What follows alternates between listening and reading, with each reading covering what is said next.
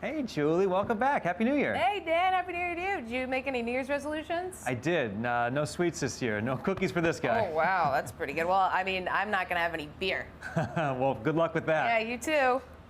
5 minutes later.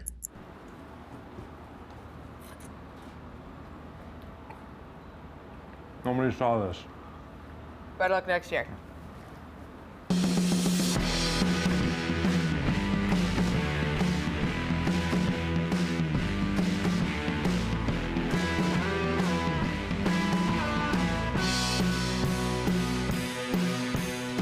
Hey everyone, welcome on into Call It a Night, the sports show that actually won money on NFL wildcard weekend, if you can actually believe that. I'm your host, Julie Stewart-Binks, and I'm so excited to welcome in NFL veteran quarterback and partial Canadian, I just found out, Carson Palmer, because your dad is from Ottawa, so he is a Canadian.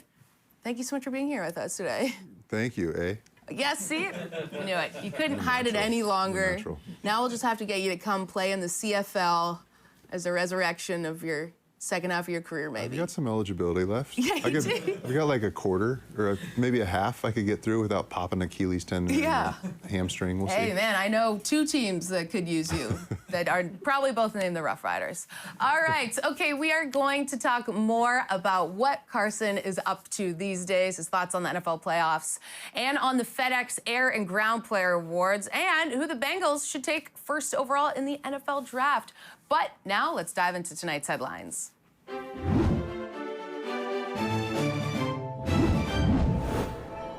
Alabama quarterback Tua Tagovailoa will enter the NFL draft this year, but after suffering a season-ending injury, experts are unsure which team will ultimately mispronounce his name at the draft. It's not really jokes, it's actually a really difficult name to pronounce. But the thing is, he's gonna be a stud, maybe, for a team, could be the Dolphins. What do you think, could be his ceiling when he comes back from injury? Well, I think the question is, can he come back to who he was prior to the injury? There's no doubt about it. He's got all kinds of NFL talent. But fracturing a hip is just kind of uncharted waters. I mean, you saw it with Bo Jackson way before we have the technology we have today to get players back on the field and get them strong again. But it's just such an odd injury. If it was an elbow injury or a knee injury, you have enough data and enough guys like myself who have gone through multiple knee surgeries that they can come back from that. But a fractured hip, it's just uncharted waters. We don't know the repercussions over the next 10 years of his career. Will that be a lingering issue? Will he still have the speed? Because he's a dual threat type quarterback that we're seeing have success in today's game. So if you were a general manager, would you draft him in the first round? Well, I'd have my medical staff really take a deep look because, again, it's just something you don't see. It's an oddity. And at the end of the day, when you're talking about the position, you have to really focus all of your salary cap. You have to put so many eggs in that one basket, the quarterback position. When you talk about using a first-round pick on that guy, yeah, it's something that you have to have evaluated by your entire medical staff. You all have to be on the same page on getting him back to OTAs and will he be as strong as he was, as explosive as he was. And there's just not enough data right now in today's game to know if he'll be able to come back. I'm sure you know a lot about dealing with injuries and going through the medical staff and making sure that, you're fit to play. My hip's been clicking a lot recently, so I also understand. That's not a good sign. All right, moving on. Ohio University players dumped a cooler full of French fries over their coach after their win over Nevada in the famous Idaho Potato Bowl. In sadder news, the winning head coach from the Cutco Knife Bowl will be buried on Thursday. That was a dark joke. National championship coming up. Who do you got, LSU or Clemson? I don't know. Don't put me in that spot. I mean, both teams have great quarterbacks. Both teams have had top 3, 4, 5 recruiting classes over the last couple of years. So there's a lot of NFL talent on both fields. At the end of the day, it's tough to go against Dabo Swinney and the success he's had. He's done it before. Ed Ogeron's at his first opportunity in this stage, but Dabo's been there. He's done it.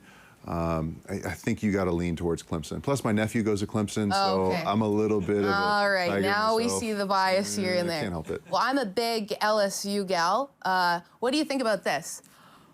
All right, let's go Tigers. Let's go out there. We got Joe Burrow. He's my boy. We got gumbo. We got ham sandwiches. Go Tigers. You got me at gumbo. really glad I did that on TV. Okay, my career's going great.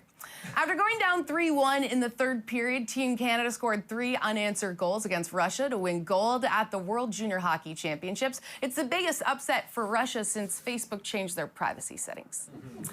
Now, Carson, I gotta ask you, how would you describe your hockey fandom? You know, I should be a much more knowledgeable fan, being that I am Canadian. Yes. Almost 100%. Did we talk about that Yeah, yet? Did yeah, we cover that? pretty much. But I'm not much of a Canadian hockey fan. I'm sorry. I know my fans in Canada don't want to hear that. Tough day for me. I know. I'm sorry. Well, can I suggest maybe you adopt the Toronto Maple Leafs? Yeah, I'm in. Okay, that was an easy sell. I love their logo, blue and white. Yeah, I you love can't go it. wrong with blue and white. You can't. can wear The it leaf, anywhere. Year it's different like Canada. seasons. It's gorgeous. Yeah, all right, we recruited someone new. I'm so sorry because now it's gonna be years and years of hardship and like a lot of stress, but hey, welcome to the team. I played for the Bengals. I know how that feels. Oh yeah. All right, the Boston Red Sox were accused of stealing signs via the video replay room during the 2018 season. The news comes just weeks after the Patriots were found illegally filming the Bengals. Boston fans deny the accusations, saying, quote, "We would never make a movie without a Wahlberg." Right? Also, what do you think of the Patriots stealing signs of the team that you just said is kind of like not great? Yeah, I thought that was the best joke of the day. I like that. But it's like, how does that happen? How do you go through what you've gone through the last 15 years, and how do you make that mistake that you let some guy from the PR department of your organization go? Like, how does that happen? You just said ignorance is bliss, right? You're like, I don't want to know, but you kind of know. Like, I just don't tell Bill, but he knows. Bill was behind the scenes choreographing. Yeah, just a marionette, all that. right? Yeah. Or whatnot, what he was doing. What do you think someone would want to steal from the Bengals? Like, what, maybe there is a gold, some kind of gold mine or gem? You know, nothing from the upstairs department of the organization, Right, yeah. like the ownership department. Just write that off. Nothing of that.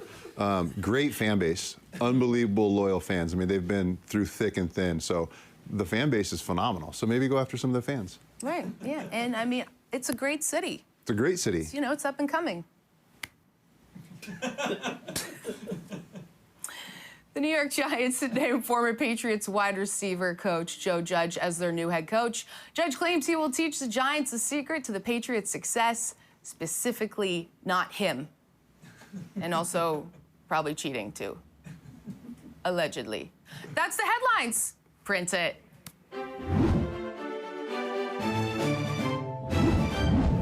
All right, we're rocking and rolling on this delightful January weekday, and we have more fun to come. Find out who Carson Palmer is picking to win the Super Bowl next.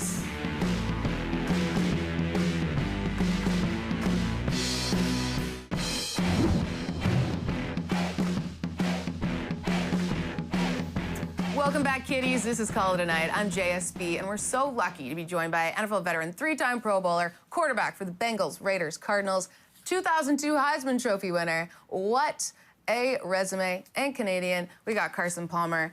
You retired from football in 2018. Read that you are now living in Idaho. Give us an update on just how things are going for you. Yeah, not a whole lot going on currently, which is by design. Yeah. I've got 4 young kids, so I'm dealing with that and having a blast with them because when I was playing football, you miss out on so much. So I'm getting to experience all the things I missed out on and just enjoying life. How would you describe like Carson Palmer now versus the pro athlete?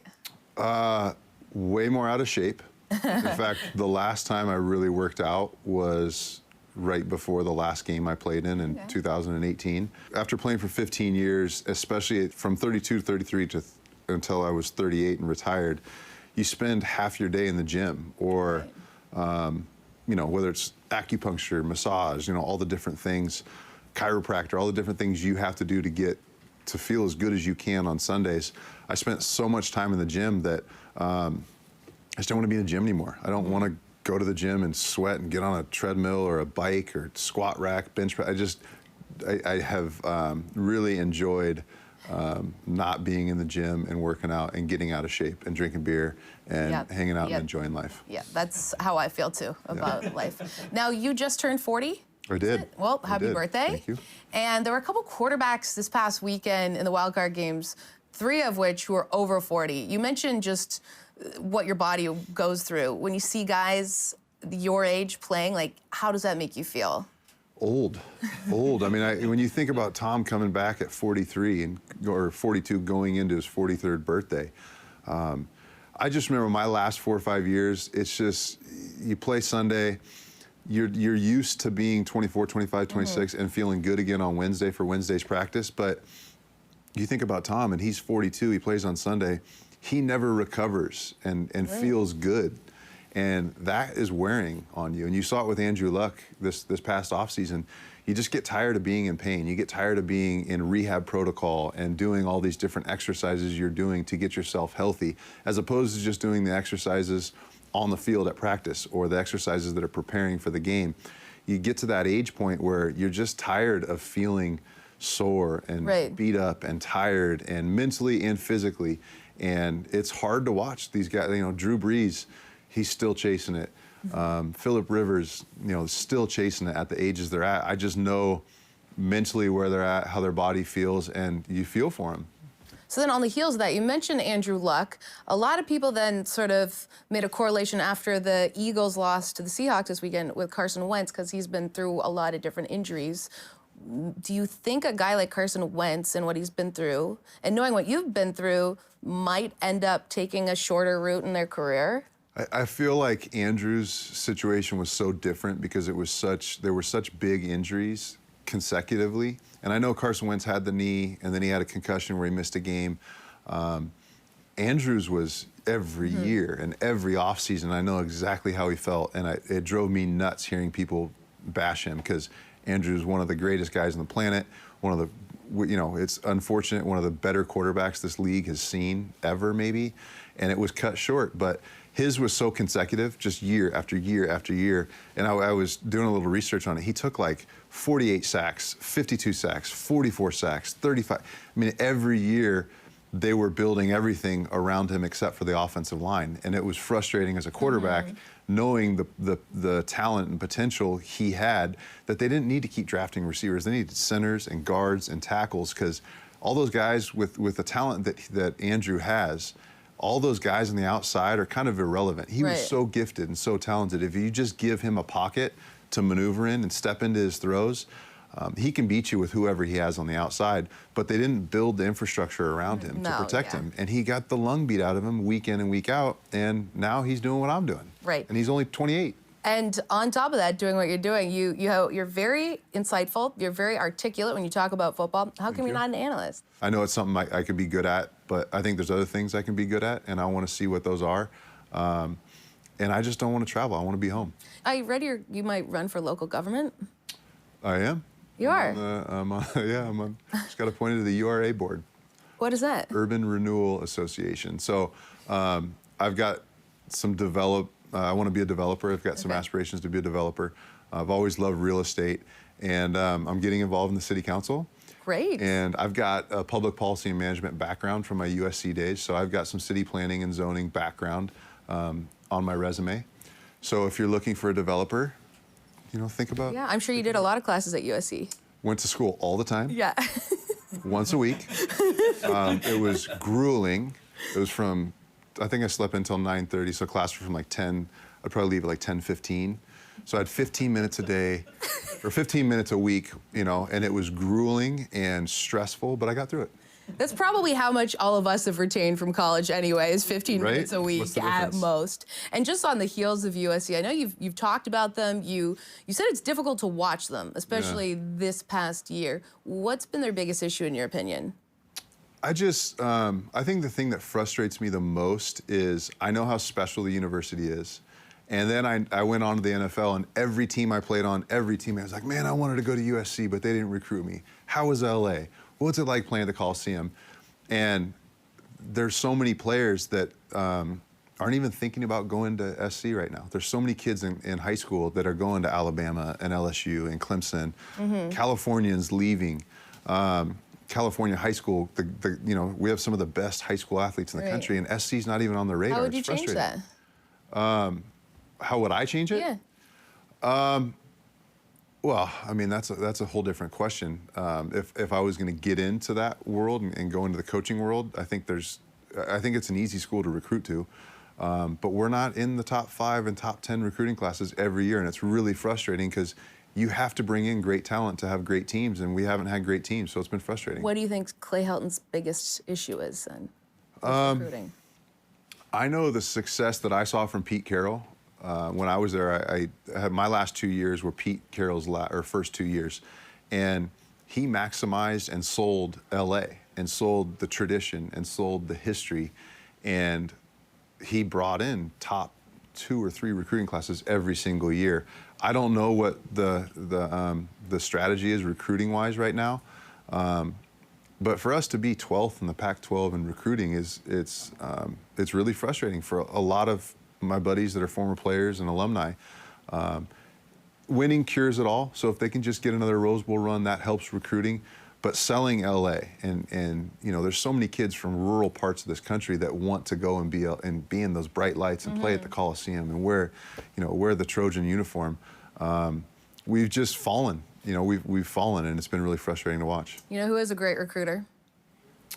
Pete Carroll? Yes, and Coach O. Coach O's a good recruiter. Yeah, he says you learned it at SC. gotta go for the mamas. Yes, you recruit the mamas first. Smart. And then that'll get the boys. All right. I'd love to talk to you about so much more. We got to take a quick time out. Awesome insight. We're going to hear some more fun football story time with Carson Palmer after this with our Gab Bag. Stay tuned.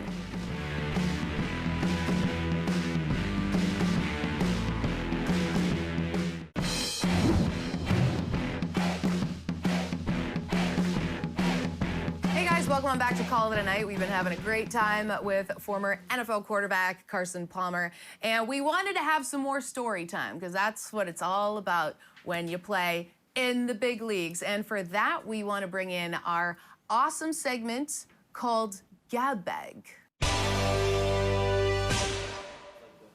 What a delightful graphic. Okay, so for this segment, Carson, this is a bag full of many different items. Each item corresponds to a question about your career and pastime. So you're gonna wanna reach in, pull out, and then I'll ask you the question. There's nothing in here that's gonna bite me or sting me. I don't know. Okay, you know what? You never know. If your career had it, maybe. Oh, wow. Wow. Football. Who would have thought? Football in Okay, here. who are the best receivers you've had? I was really fortunate. I played with Chad Ochocinco, Terrell Owens, TJ Houshmandzadeh, Larry Fitzgerald, Smokey Brown. I was very fortunate. And you're asking me who is the best out of all of them? Or who are, but yeah, let's say I mean, it's hard to say Larry Fitzgerald's not one of I know he's statistically the #2 receiver of all time, but it's hard to say he's not the best receiver of all time.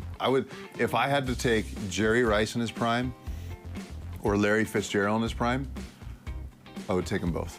That would be great. Yeah. Both of them in their prime would be incredible. Yeah. Okay, let's see what the next item is. Dun, dun, dun, dun, dun, dun. Oh, what is this? Okay, that's a Stay Puft Marshmallow Man. And the question is, you wore a couple different crazy outfits back in your day with the Cardinals based on, if you lost a bet at your skills challenge post-practice. Yeah. How did this idea come to fruition, and what did you think of it? I've always kind of been a one-up Willie kind of a guy.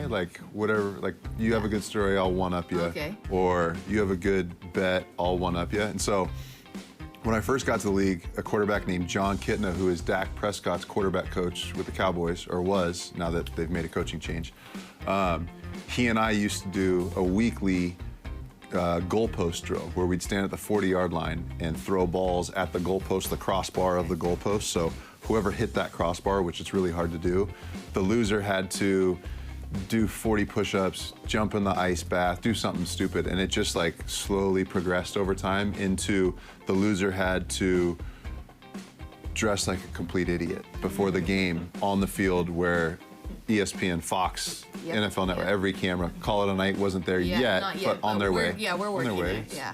Yeah. And so that's kind of how that thing formed. And then So if it was a home game, you had to dress up and look like an idiot on the field pregame and go out there with all the cameras. But if it was a road game, you had to get on the team charter and fly to Philadelphia or New England or wherever it was and wear an outfit on the team charter. And I thought one of the best outfits, I wish I had the picture of it, but Drew Stanton, who was Baker Mayfield's backup this year in Cleveland, lost one time. And I bought him for our charter to, I think we were going to Philly. And I bought a full stewardess, like a sexy stewardess outfit. Okay, yeah. Like a Halloween sexy stewardess with the little hat, the little white gloves, the purse, really short skirt. Yeah, the whole thing. Crop top. You know, just, it was awesome. And so he got on the team charter from Phoenix to Philly, and I walked in right behind him, and I watched all the stewardesses watch him as he walked down the aisle to his seat. Oh, man. It was awesome. Very quickly, how would you have felt wearing that sexy stewardess outfit? I mean, I dressed up as a mermaid one time. I dressed up as a hula skirt with coconut shells. I've looked like an idiot plenty of times. Yeah. So I'm natural. You're I feel drag good in it. is what we're I'm getting totally to. into drag. Okay, totally. awesome. Okay, too bad we don't have enough time to get to the other items, but that was some awesome stuff. And guys, it's award season, if you didn't notice. And honey, we have got some nominations battling for the spotlight. We're gonna break it all down next.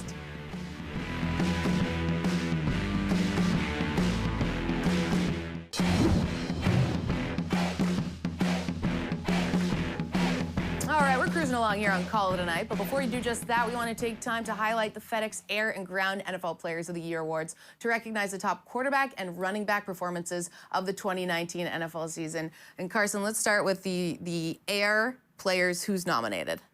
So it's last year it was it was a given. Patrick Mahomes was going to win. It seemed like from week 3 of the regular season. Patrick's back in it, even though he had the injury. You also have Russell Wilson, who's had a phenomenal year, and then, of course, Lamar Jackson, who's probably going to walk away with the MVP. So it's going to be a tight race. Fans can log on and vote on the NFL Twitter page. You can log on and vote online at NFL.com/FedEx. It's a great program. FedEx is donating $20,000 on behalf of the ground winner and $20,000 on the behalf of the air winner. Wow. And that money goes to the USO Pathfinder program. And it's a great program. It's for our recently retired service men and women to help them transition into the next phase of their careers. So it's a great thing that, the fact that the fans get the vote and you can vote for your favorite player through the air, through the ground, and the money that FedEx has donated. This is the 17th year that FedEx has done this. Over $200,000 has been donated to the USO program. Wow, that's incredible. And recently retiring and trying to figure out what's next, I know how important guidance and support is in that. And the fact that FedEx is donating this money to the USO program to help our servicemen and women that have just served our country find that next phase of their career is terrific. That's incredible. Okay, and then just very quickly before we go, don't have a lot of time, but Super Bowl prediction. I think Kansas City beats Seattle in the Super Bowl. Okay, that would be a great matchup.